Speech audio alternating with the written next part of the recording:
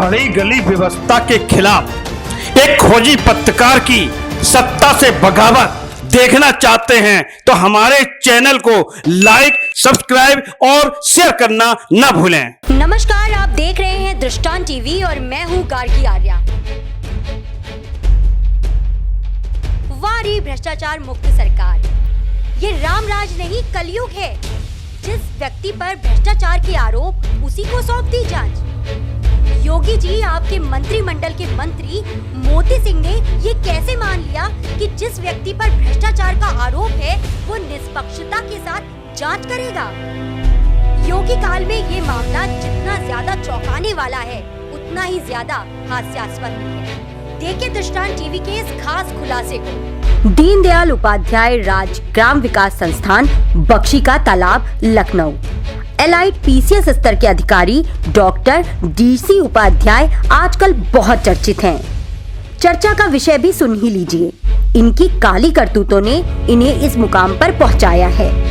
संस्थान के कर्मचारी तो इन्हें सरकारी दामाद और सरकारी माफिया जैसे शब्दों से भी अलंकृत करते हैं। चर्चा इस बात की भी है कि आखिरकार इस अधिकारी ने भ्रष्टाचार पर जीरो टॉलरेंस का नारा देने वाली सरकार में अपनी गोट कैसे सेट कर ली। हाल ही में रेखा तिवारी नाम की एक महिला कार्मिक ने इन पर एक नहीं बल्कि 5 आरोपों की पुष्टि बकायदा शपथ पत्र देकर की है। 5 शिकायती पत्र विभागीय मंत्री मोती सिंह को लिखे गए हैं। रेखा तिवारी द्वारा भेजी गई शिकायत में संस्थान की अपर निदेशक डीसी उपाध्याय पर आरोप है कि उन्होंने जालसाजी और छल कपट के जरिए धन उगाही के लिए 1 दर्जन से अधिक पदों पर ऐसे व्यक्तियों को नियुक्ति करवा दी जो उनके अथवा संस्थान के अन्य अधिकारी कर्मचारी के सगे संबंधी हैं। यदि अनियमितता को आधार मानकर देखा जाए तो अब तक इन अवैध नियुक्तियों से राजकोष को करोड़ों का चूना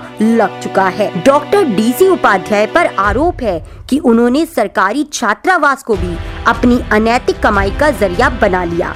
उन्होंने भोजन व्यवस्था के लिए पहली बार जिस ठेकेदार आलोक डालमिया को टेंडर के माध्यम से काम दिया था, उसी ठेकेदार से लगातार भोजन की व्यवस्था कराते आ रहे हैं, जबकि प्रत्येक वर्ष टेंडर कराया जाना चाहिए था। इतना ही नहीं, छात्रावास से किराए के रूप में मिलने वाली रकम में भी गोलमाल किए जाने का आरोप है। अपर निदेशक डॉक्टर डीसी उपाध्याय पर राज्य पेयजल स्वच्छता मिशन के बजट में भी घोटाला किए जाने का आरोप है।